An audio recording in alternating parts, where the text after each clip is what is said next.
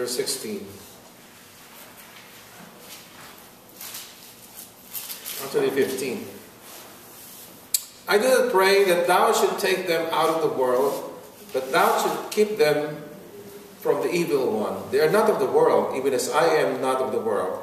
Sanctify them in the truth. The word is truth. As thou didst send me into the world, so I have sent them into the world.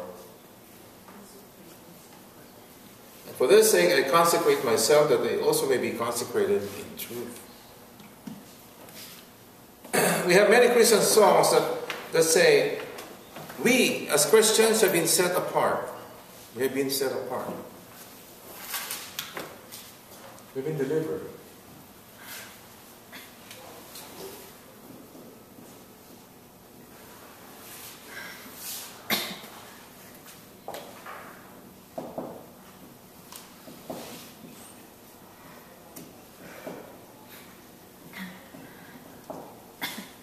Set apart.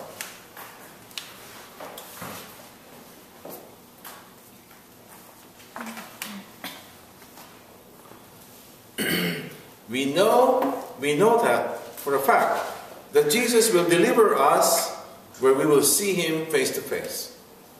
We know that. We believe that.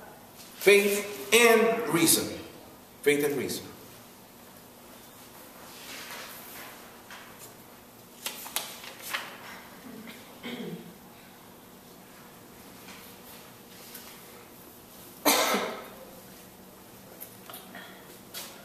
The touch.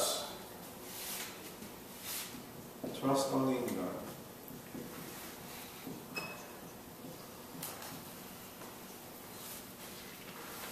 Do not trust in princes. Remember that? Book of Proverbs.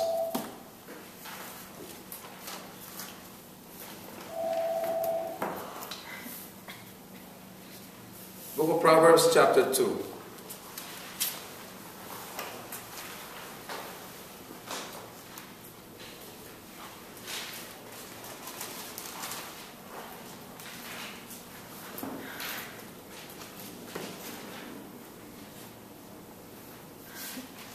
Start with 9.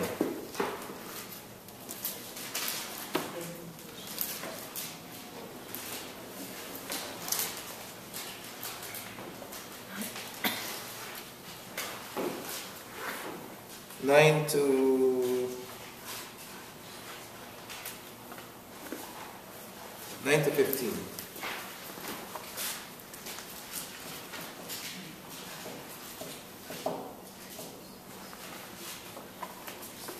Proverbs 2, 9 to 15. Look what it says.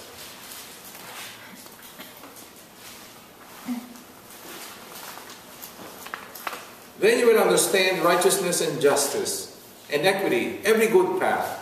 For wisdom will come into your heart, and knowledge will be pleasant to your soul. Discretion will watch over you, understanding will guard you. Delivering you from the way of evil. Delivering. In the book of Proverbs. Who forsake, delivering you from the way of evil, from perverted speech, from those who forsake the paths of uprightness to walk in the ways of darkness, who rejoice in doing evil and delight in the perverseness of evil. Men, highlight verse 15. Men whose paths are crooked and who are devious in their ways. You see that? Proverbs 2 verse 15. Highlight that. When the Bible says men who are crooked, it doesn't mean no women. What it means is men and women, okay? Just want to make that clear. There are crooked women too. You agree?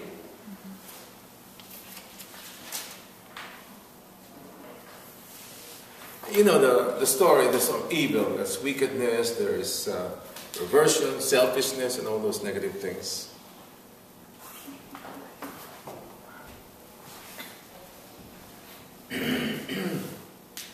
Monday. But wait, there's something else about that. Get your catechism. Paragraph 912, please. 912. I think it's 912.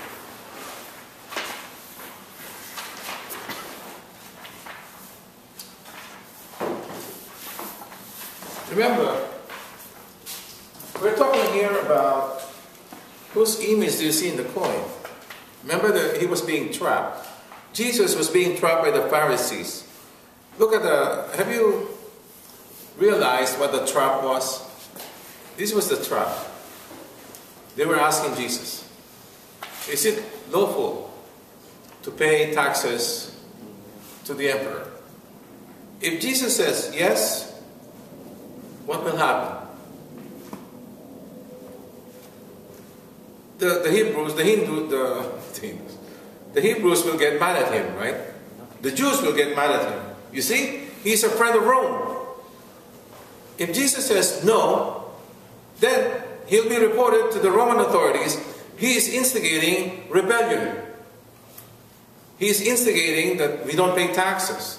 So whichever answer Jesus would give, it's a trap. You know what I mean? But Jesus knew better. What Jesus did is actually turn around and put them on the spot. And how did Jesus do it? Show me a coin. Now, whose image do you see here? The emperor's, right?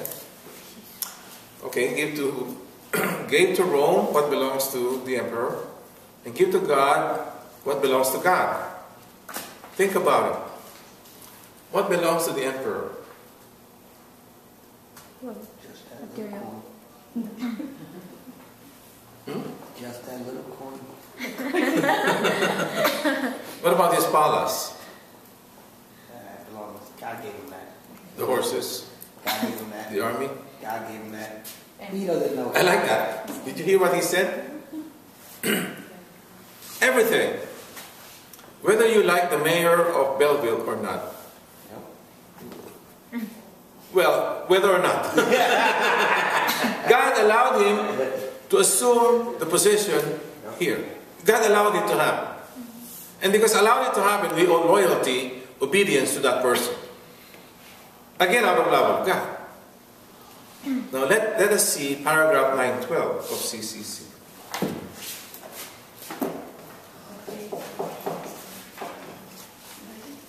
You see it?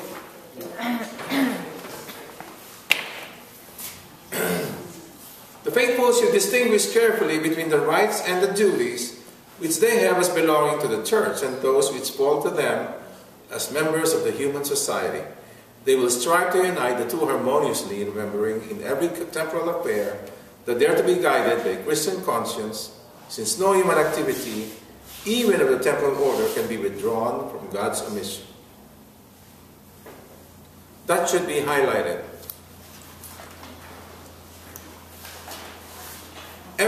The last three lines. Every temporal affair, you know what temporal affair is, right? Temporal meaning material. Are to be guided by Christian conscience. No human activity can be withdrawn from God's dominion. That's very important. That's crucial to this. That should have been in the homily yesterday.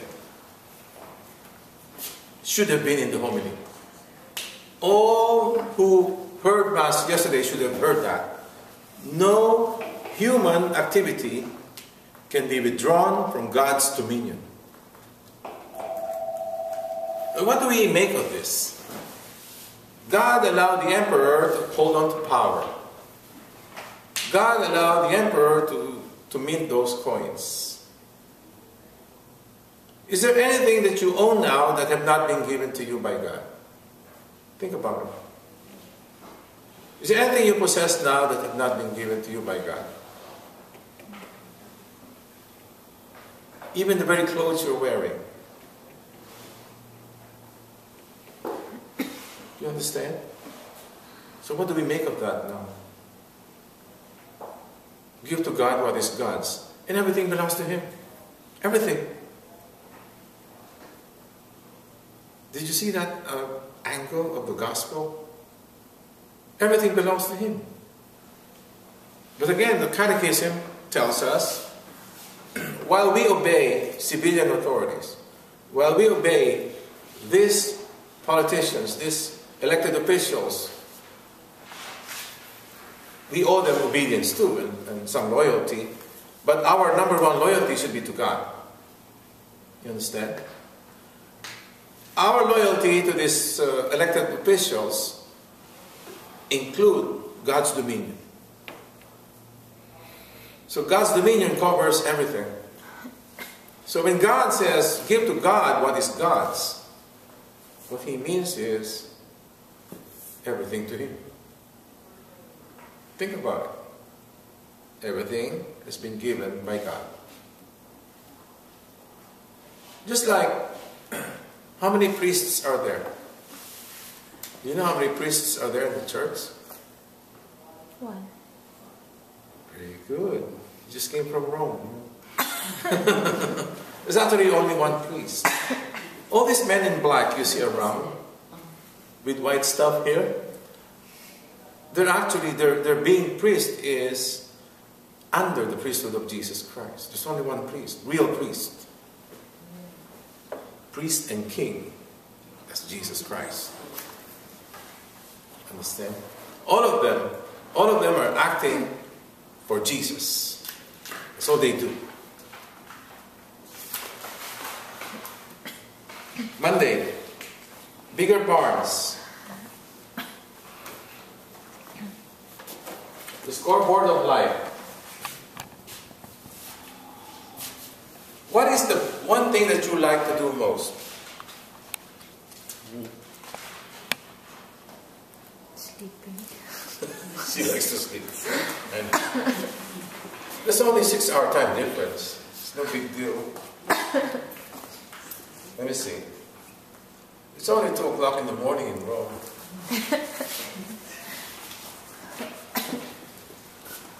What is a scoreboard of life? You know a scoreboard?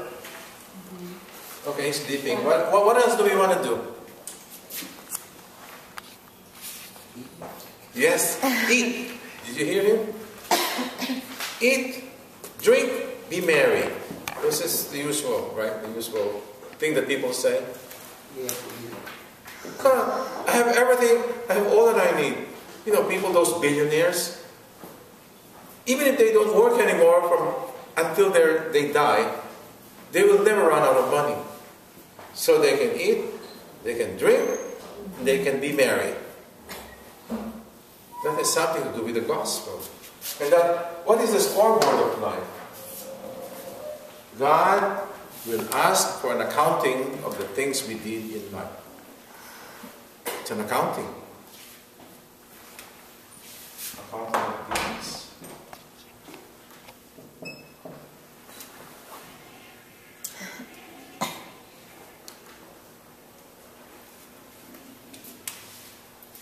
Full accounting of deeds.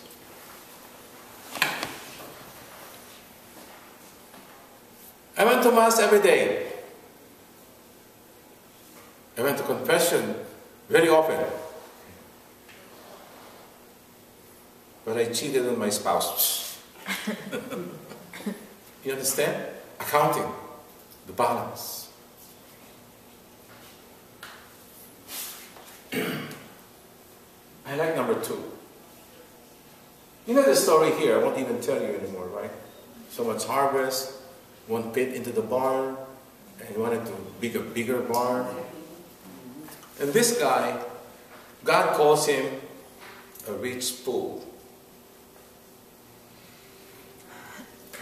A rich fool. Anyone here who is a rich fool? Only full, Lord. Or a poor fool? That's the worst thing. You're poor and you're still full. The gospel says, instead of a bigger barn, why not a bigger heart?